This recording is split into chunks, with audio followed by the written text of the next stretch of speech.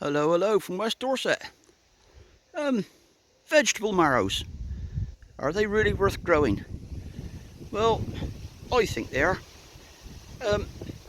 We had a bad start to the year. Things didn't get going very well, and then the marrow took off. And to be honest with you, I didn't think there was anything much going on until about 10 minutes ago, when at the back of the bay I spotted that beauty there.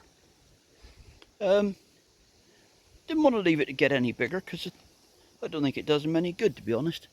You don't end up with anything better. At least this will cook well. So if you've got the space to let them roam and do what they want, pop one in or two and see how you get on. Keep on gardening.